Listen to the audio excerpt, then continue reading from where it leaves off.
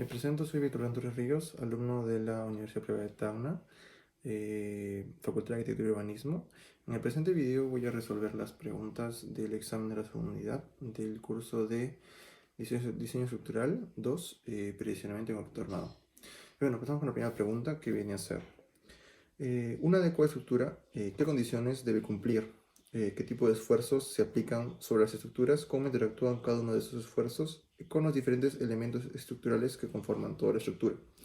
Bueno, empezando, son tres condiciones las que se deben cumplir, que son estabilidad, resistencia y rigidez. Bueno, que se entienden como, bueno, no debe volcarse, no debe romperse, ni debe doblarse, ni deformarse, ¿no? Bueno, con la siguiente pregunta vamos, que viene a ser: ¿qué tipo de esfuerzos se aplican sobre las estructuras? Bueno, son seis tipos de esfuerzos principalmente. Bueno, son seis tipos. Que bueno, el primero vendría a ser compresión, tensión, flexión,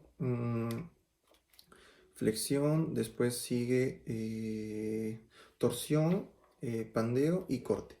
Bueno, explicaré los últimos tres, que vienen a ser torsión, corte y pandeo.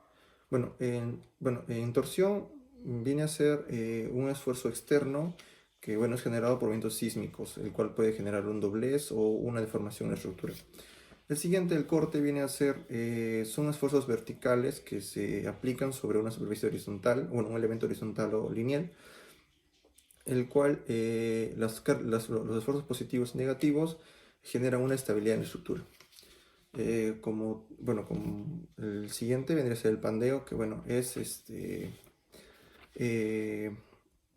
viene a ser la, viene a ser el esfuerzo que se aplican sobre las estructuras esbeltas, los cuales no cumplen con bases uniformes, lo cual puede generar un doblez en la estructura. Y bueno, como tercera pregunta de la primera pregunta, pero tercera subpregunta, es: ¿cómo interactúan cada uno de esos esfuerzos con los diferentes elementos estructurales que conforman? Bueno, ¿cómo interactúan cada uno de esos esfuerzos con los diferentes elementos estructurales que conforman toda la estructura?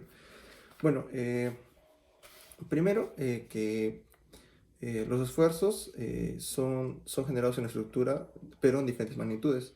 Y a su vez tampoco pueden ser efectuados dos tipos de esfuerzos en un elemento de la estructura. Me dejo entender. Sería como aplicar en una parte de la estructura donde se está aplicando tensión, aplicar compresión. Es imposible. ¿Sí? Ahora, ¿cómo interactúan entre ellas? Bueno, lo pongo como un ejemplo, por ejemplo, con un puente. Encontramos que los tirantes vendrían a ser la tensión, ya que está en un estado de tensión. Las bases vendrían a ser la compresión, ya que están siendo comprimidas por producto de la tensión generada hacia abajo. Bueno, no, digo, la tensión que genera una carga hacia abajo, y el suelo, que vendría a ser el tope donde está apoyada la columna, la cual está comprimiendo la columna, que está aguantando el peso producido por la tensión de los tirantes. Y flexión vendría a ser el elemento horizontal lineal, el cual está soportando las cargas de movimiento, ¿no? Otro ejemplo podría ser también en las viviendas, donde encontramos las columnas y las vigas. Las vigas vienen a ser la parte donde está siendo realizada la flexión, y las columnas donde está siendo reflejada la tensión, ¿no? Bueno, no, digo, la compresión. Bueno, esa sería el final de la primera pregunta. Vamos con la segunda pregunta, que vendría a ser: ¿cuál es la clasificación de los diferentes sistemas estructurales? Comente cuáles son las características y propiedades que tiene cada uno. También indique cuáles son las ventajas y desventajas que tiene cada uno de estos sistemas estructurales frente a los demás. Bueno, empezamos con la primera parte, que es cuál es la clasificación de los diferentes sistemas estructurales. Bueno, se clasifican en dos: los isostáticos y los hiperestáticos. Los isostáticos son algo más simples, y es necesario o basta con tres cálculos para poder diseñarlos, ¿no? Y segundo, con los hiperestáticos, pues son tanto más complejos y es necesario cálculos especiales para poder diseñarlos. Cálculos especiales que se realizan justamente en sistemas o plataformas digitales. Ambos, tanto los isostáticos como los hiperestáticos, están conformados por sistemas estructurales que son, bueno, la forma activa, el vector activo, la masa activa y la superficie activa. Ambos, los cuatro los voy a pasar a explicar a continuación en la siguiente parte que dice. eh, Comente cuáles son las características y propiedades que tiene cada uno y también indique cuáles son las ventajas y desventajas que tiene cada uno.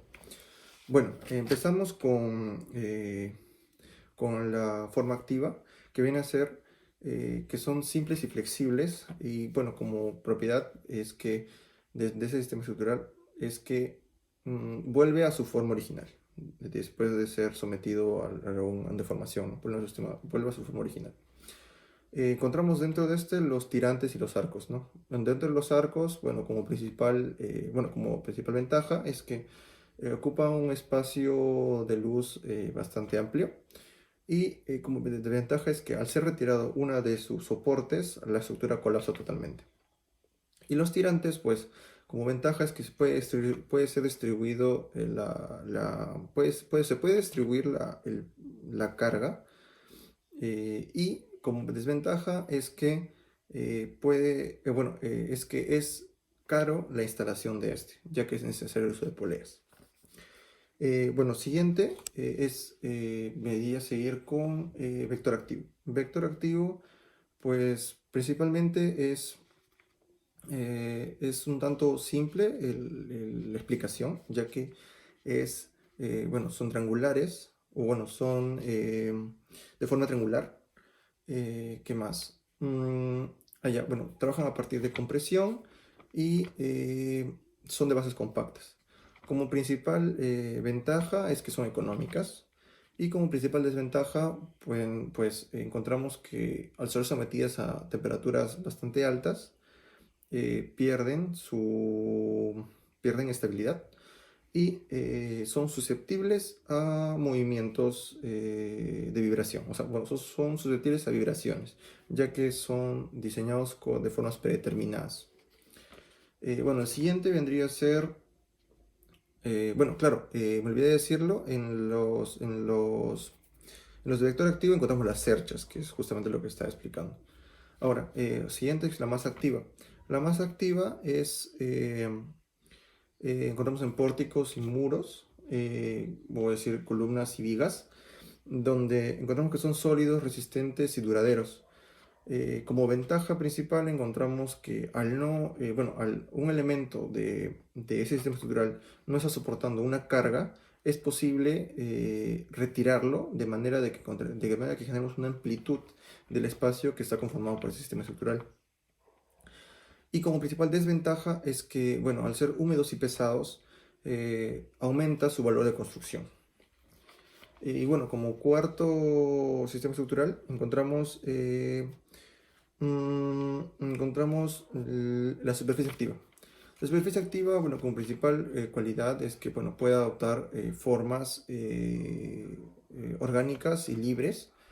Y como una propiedad que tiene es que, no tiene un centro que está soportando la carga completa, sino es posible distribuir la carga dentro de todo el sistema estructural, ¿no? O sea, dentro de toda la estructura.